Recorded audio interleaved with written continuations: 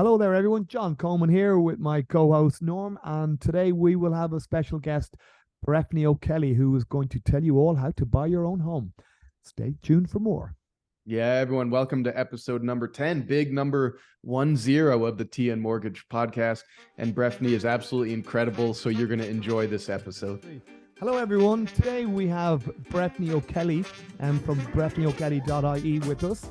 Breffnie was introduced to me recently by a good friend of mine who I rang to ask to come on to this show. He's an estate agent, and he said, I'd love to, but the person you need to have on your show first is Breffnie O'Kelly. She would be absolutely ideally suited for your first-time buyers and in terms of giving advice too. So I rang Breffnie. So this is only our second or third conversation, and she said she'd be delighted to come on and share her wisdom with us. She previously has her own podcast where she has 54 episodes, so we're kind of feeling a little amateurish with our number 10, but delighted to have Breffnie on board today, and I'm sure she's going to share some great information with us. Absolutely, Breffnie, welcome to the podcast. We're so privileged and honored to have you on, and that is quite an accomplishment, 54 episodes for your own podcast, huh? Well, thank you. I have given up doing them now for the moment. So maybe you're talking to you will give me a fresh burst of energy. But still, whoever produces whatever content, once it's out there on the internet, it's good. It's useful for people to find. So even if you just generate a bit of content for X length of time, once it's still in circulation, it's still useful. So absolutely.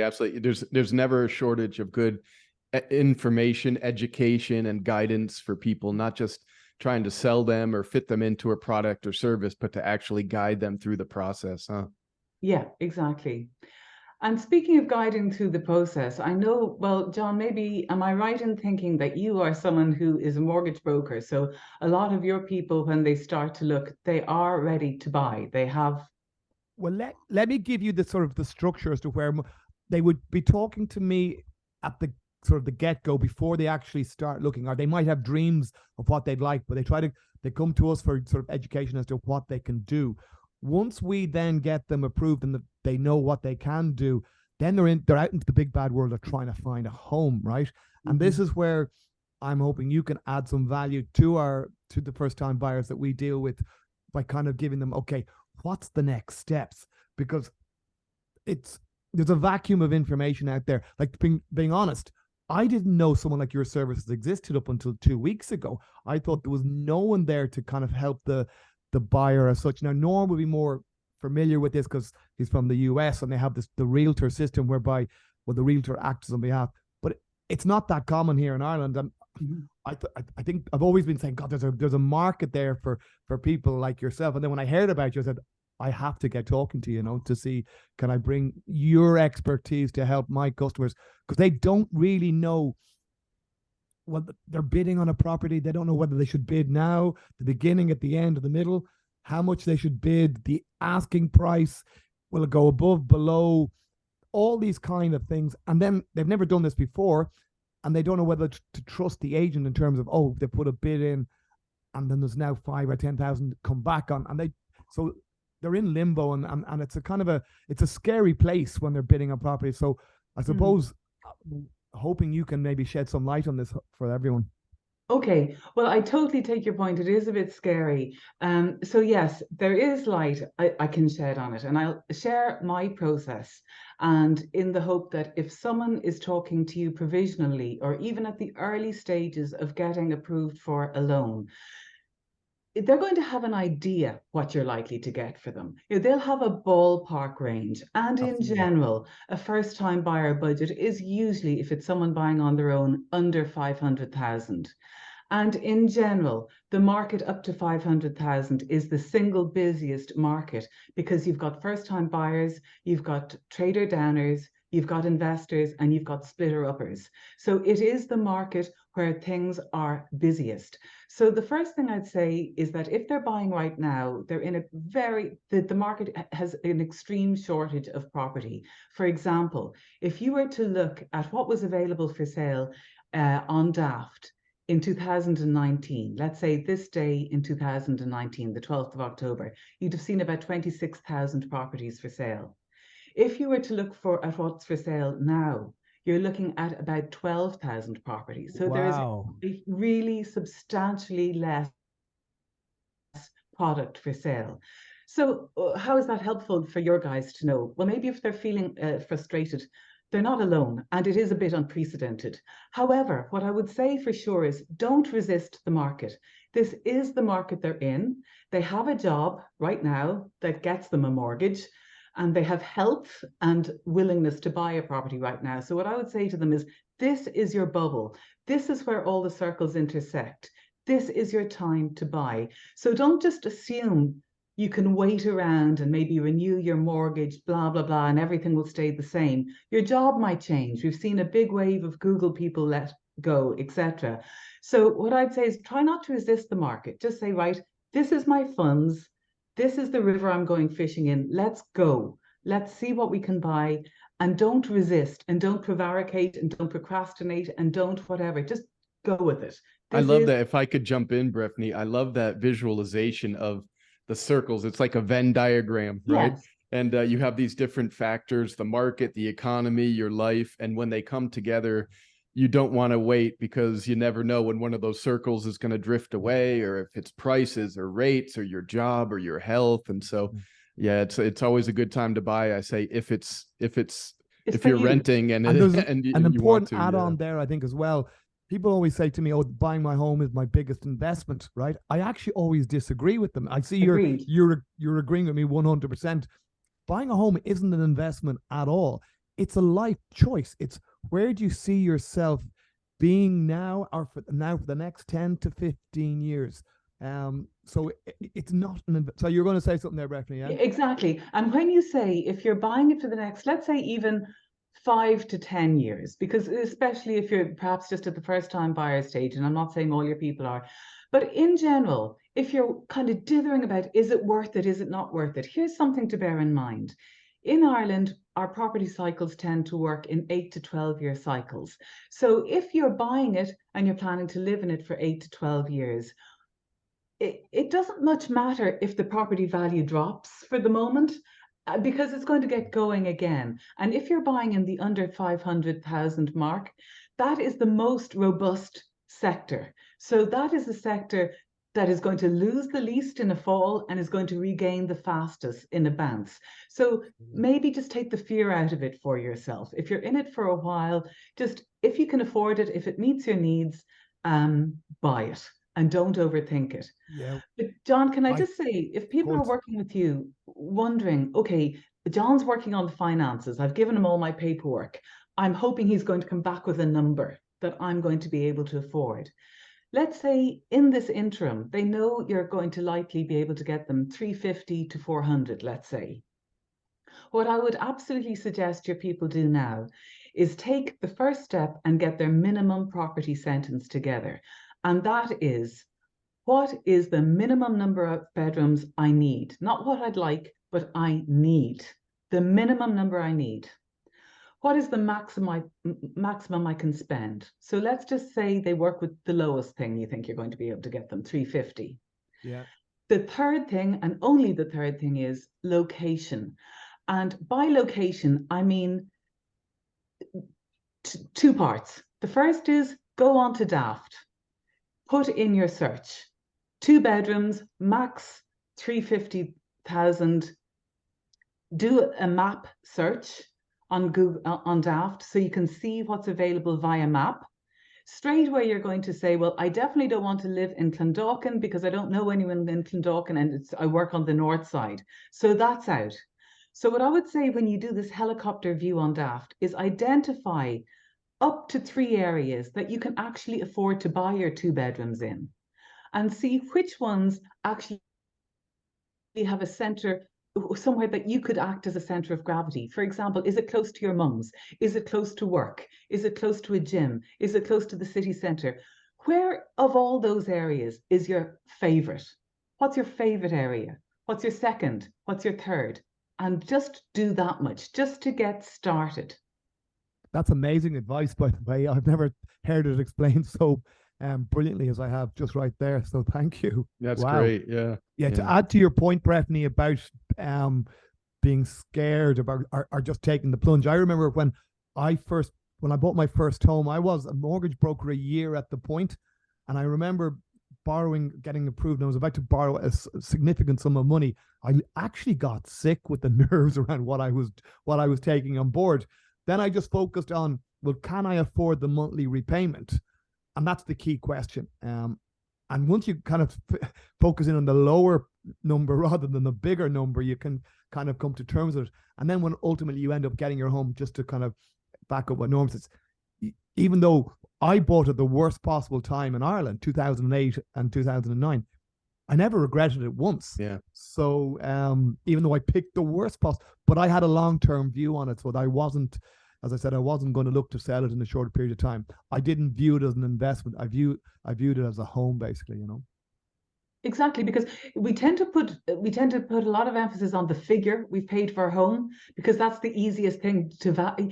You can measure a figure, but it's hard to put a figure on meeting your neighbors and knowing they're your neighbors for life, planting a garden and knowing that's the tree in your garden, and not having to look anymore, not having to think about this anymore, not having to. So there's a lot of value in actually making a decision that you can't put a figure on.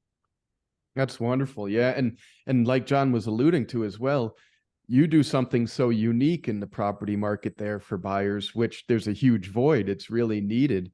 And so why don't you explain a little bit that unique value proposition for buyers that you offer?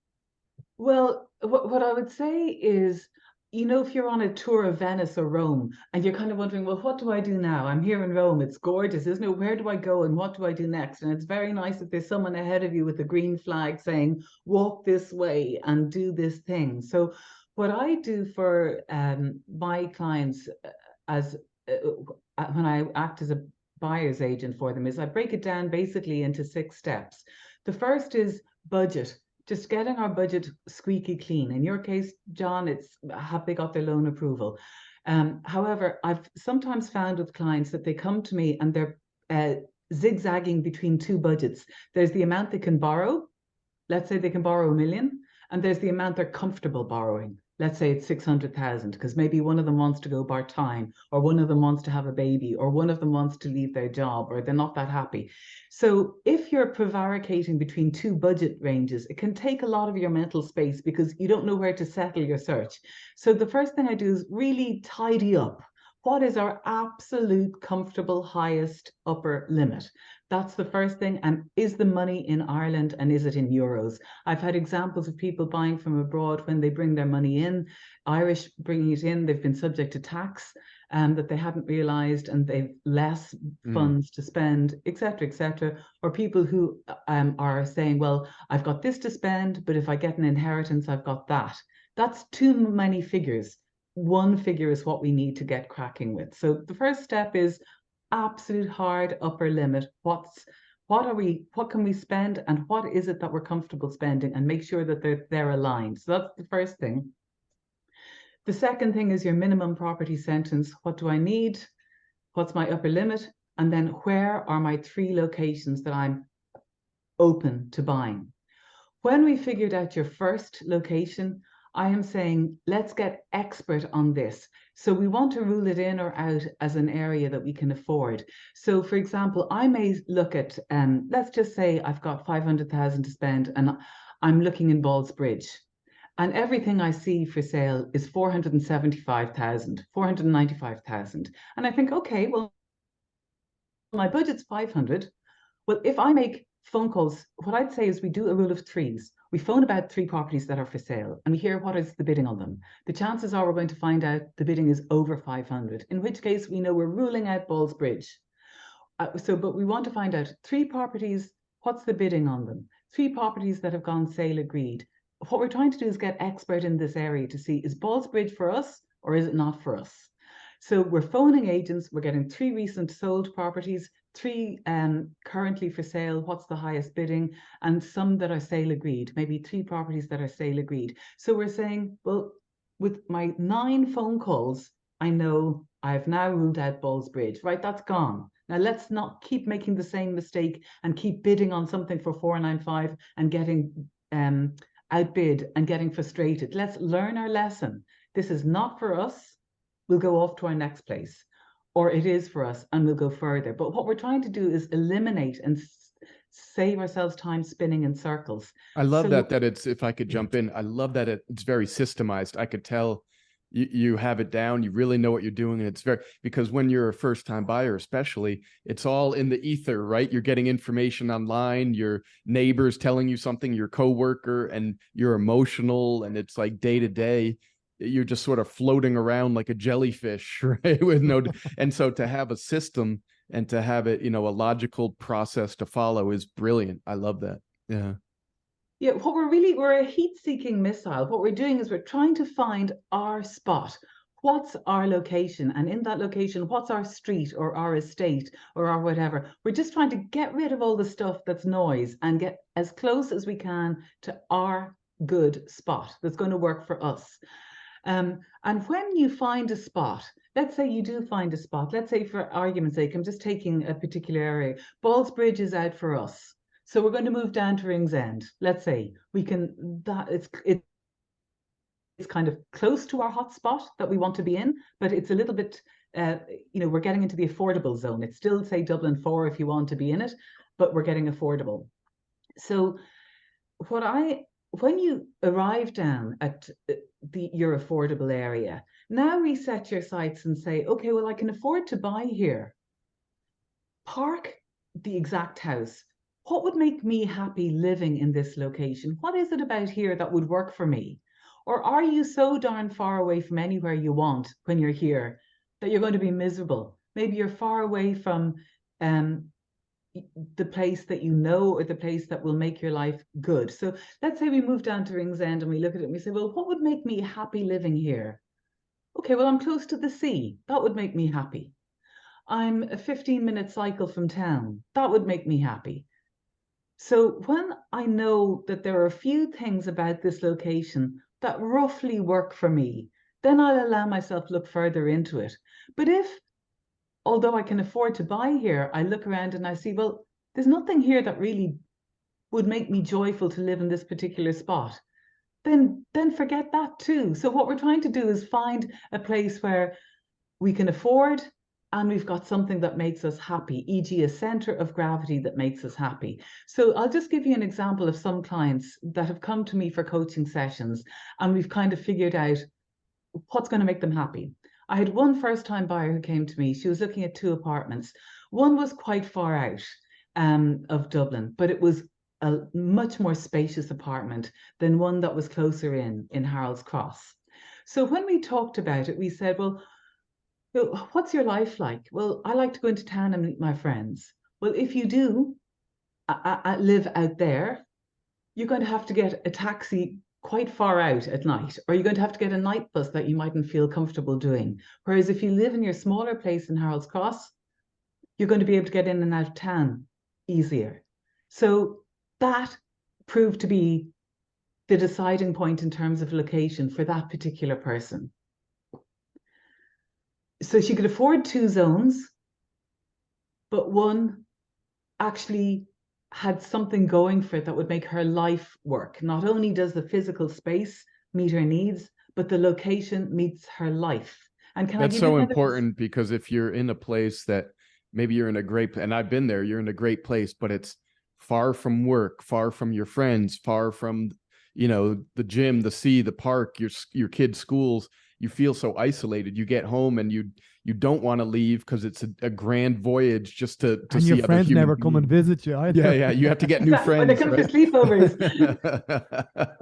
So yeah, that's a great point. And can I give you another example just of how, say, for a client who was looking, there was a single woman and she was looking at, she could afford a house in a housing estate, 3-bed semi kind of house. But when she went there, while the property itself met her needs, what she found was she wasn't with her tribe. She was single and everyone else living in the development was young families. And she felt, while it works from a money and a space point of view, the location isn't a fit.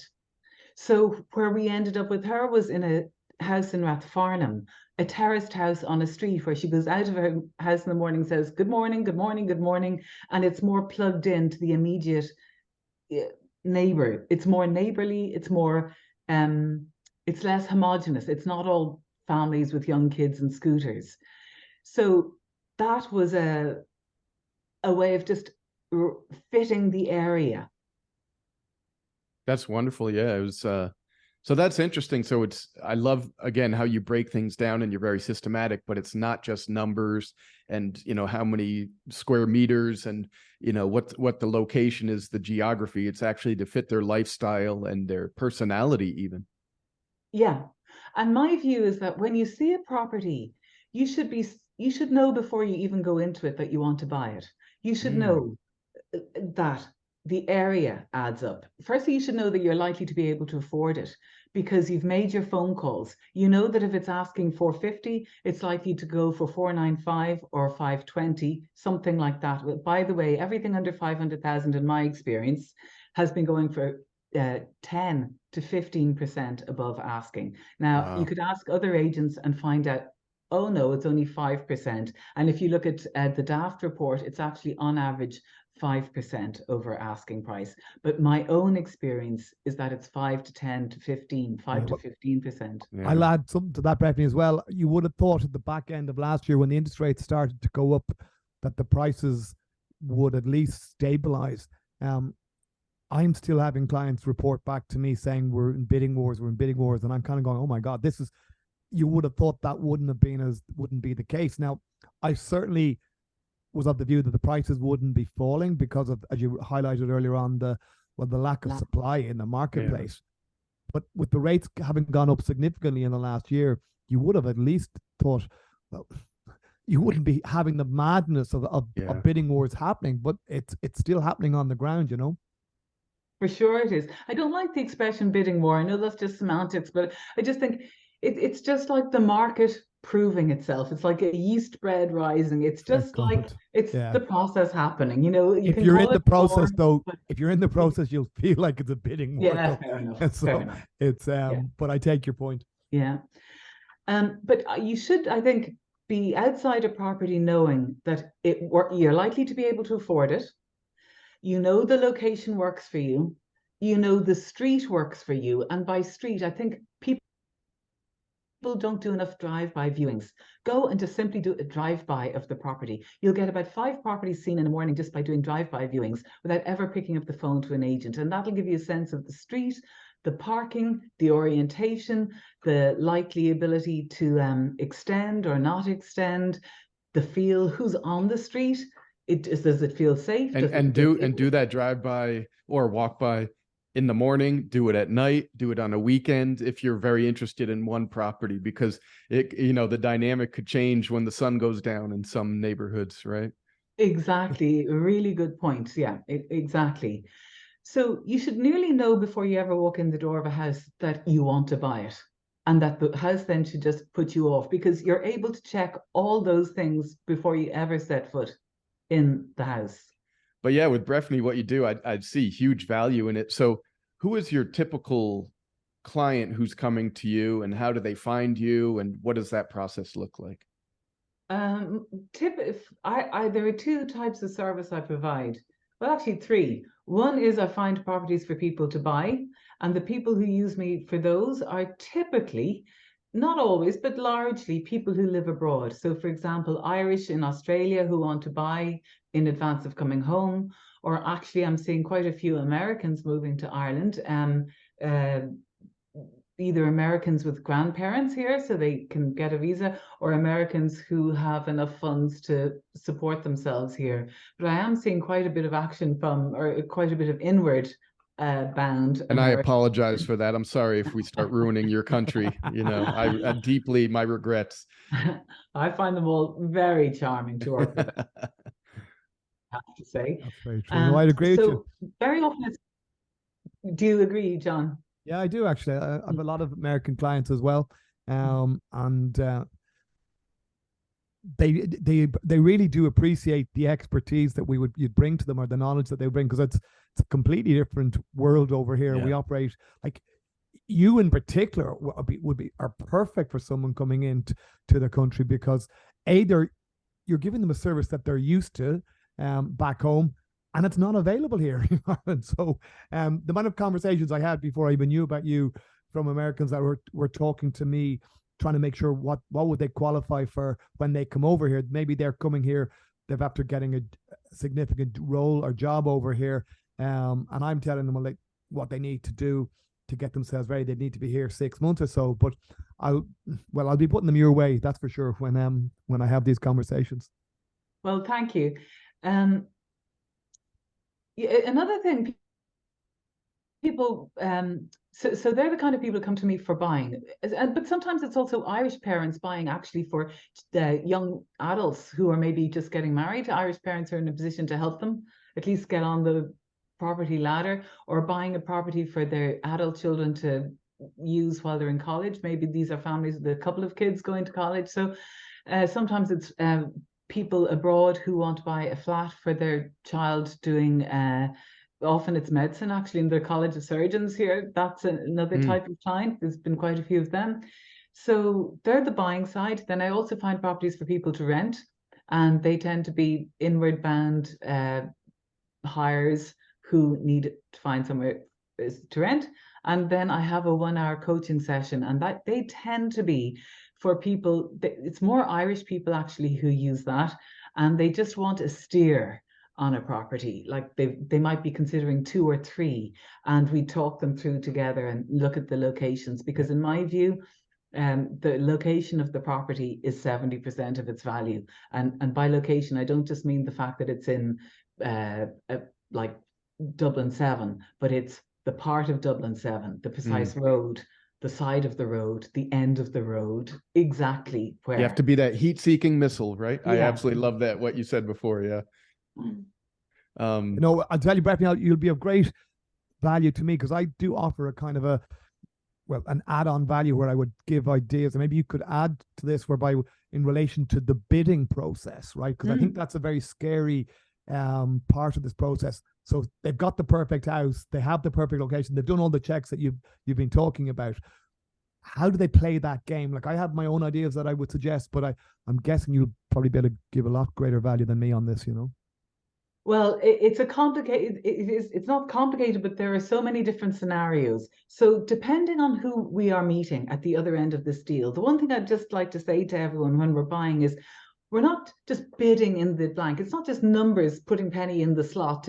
We're trying to find out who's on the other side of this deal from us, because they have different motivations. We want to buy this house, and they will either, let's see, who are we buying from? Is it a marriage breakup? In which case, maybe they absolutely need to get a certain amount in order to get 2 properties or maybe time too. Maybe they need time to get out of there. Yeah. Or maybe it's someone who's been sale agreed on this property already. The sale's fallen through once, and the people who are selling are agreed to buy something else. And what they want is definite sale. They want something absolute. They'll go for the definite versus the number. You know, if you're able to do a cash definite buy now versus be subject to loan, they might take a lower figure from you because they are in such a hurry to get out and get their own property bought.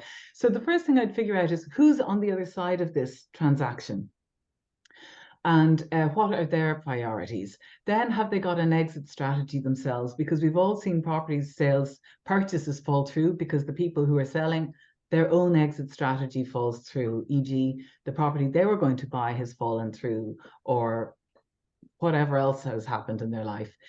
So then I would always, when I'm looking at the property on a daft listing, I'll see how many views it's had. If it's at something like 40,000 views on daft, that'll make me ask the agent, has this been sale agreed before? Because that's a lot of views to have had. You know what I'm saying by views? If you look at the daft listing, you can see how many views it's had. If it's at 40,000 views, it'll make me ask the agent to start with, oh, this one seems to have been on for a while. Has it been sale agreed before? If it has, then I know, okay, there's a number here that the vendor has been happy to accept. Now we've got both an asking price and we've got a number that already exists in the air as to what the vendor's happy to take. So now we've got a few things we can work with. Maybe we have that number And maybe for us, we want a quick purchase. Maybe we'll just offer that number straight away in order to take it off the market and do the deal. So that would be one approach, perhaps. The other would be, let's say you have an absolute fixed upper budget and it's not a high budget. And let's say you've done your research, you phoned up about various properties for sale in the area. You know that this particular property is going to go for 450. You're pretty sure it's going to go for 450 because all the other properties in the area have gone and the bidding is now at 410. If you've got 450, I would consider going right in rather than jumping up in ones and twos of thousands. I might consider, again, only if I really know my values in this area, going right in with giving it my all at 440 or 445 to say, look, we'll bid you this. We want an answer from you within 48 hours. Yeah, that's brilliant advice, by the way. That I wouldn't be as detailed as you, but the advice I give people is either try and close a deal early, come in at the very beginning before it actually even goes to the market, or come in at the very end and steal it away from someone else. In the interim, I think a lot of the time you can just be bidding against yourself. Like I would tell them to ask the question if, well, to the agent, well, are there viewings next weekend? So if they've more viewings lined up the following weekend, well, then suddenly you've got, well, if you put a bid in today, that's only going to be used against you. So the point you make there is brilliant. Try to close it. Now, I always say to people, I don't want to gamble with your money, but you do need to have a defined strategy.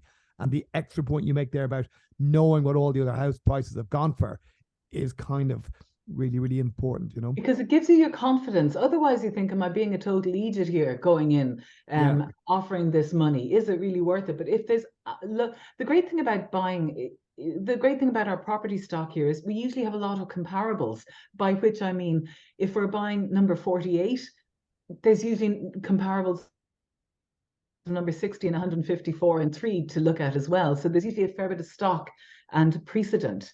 If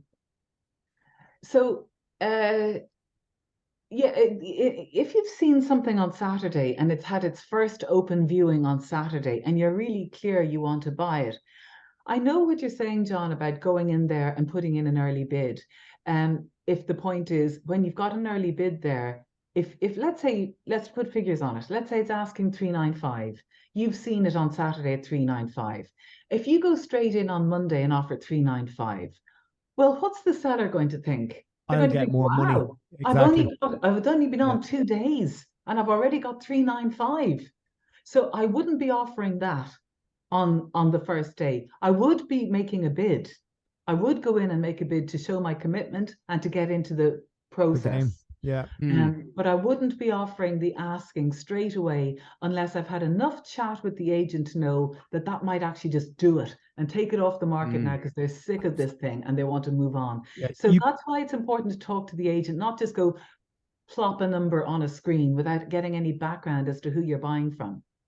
A point I often make as well, the agent can become your best friend in a way, in that in relation to the bidding process.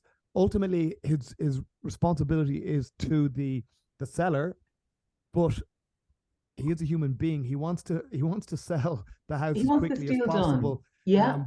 So he can move on to the next sale. So, but he wants to make sure that the client is getting the best possible price, but in the quickest time frame possible.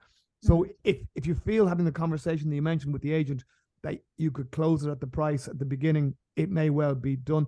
Or to allude to what I said earlier on, if you're coming in at the very end, the agent is probably at the point whereby his motivation, I want to sell this quick. So a question like to the agent, what takes this off the market today, may be a very useful question to ask. You know? Absolutely, yeah.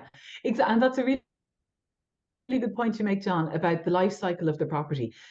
Because like if you come to a property that has just been for sale last Saturday and you're just hot and you're just a very first buyer and it's the first property you've seen, it's unlikely that this is going to be a great match for you because you're probably not going to have the confidence to go after it and go full on. But at the same time, if you're just coming out with your with your loan approval and the property is just about to close and they've already taken in 10 bids, it's unlikely you're going to get in on the bidding there because you're just seeing it and the agent is basically closing this out. So I don't know if I'm making myself clear. Sometimes you want to have that your life cycle and the property's life cycle are compatible. If it's just new to you, but it's ancient to the agent, and there's already vigorous bidding and they're just closing it out, it just mightn't be the right time for you. Would not be a good match. That's unbelievable. I really see that someone just first time buyer, maybe they're coming from the US or something like that, and they're just jumping in. They'd get incredible value by having the guidance and professional advice of both of you two. So that's wonderful. Breffnie, let me ask you this. If someone wants to get in touch with you, what's the best way to get a hold of you and sit down with you? They can go to my website, breffnieokelly.ie, and there is a button there that you can just book a 15-minute Zoom call with me. You can just schedule it into my diary, so you don't even have to pick up the phone or email me. Just click it in, and obviously they're free phone calls or free Zoom calls, and I just hear what's on your mind, and we see if I'm going to be of any help to you. Well, thank you so much, Breffnie. That was incredible. I really got a lot out of it. Yeah. Breffnie, I think we might have you on again, by the way, because I have a feeling you have a lot more to add, but we know you have to go and we don't want to take too much of your time. So, but I think we would definitely be. Let's do this again. Absolutely. If you would. Yeah. Certainly be open to it, Be delighted. Okay. Wonderful. Wonderful. Well, thank you so much, Breffnie, for being on the TN Mortgage podcast with us. Thank you for having me.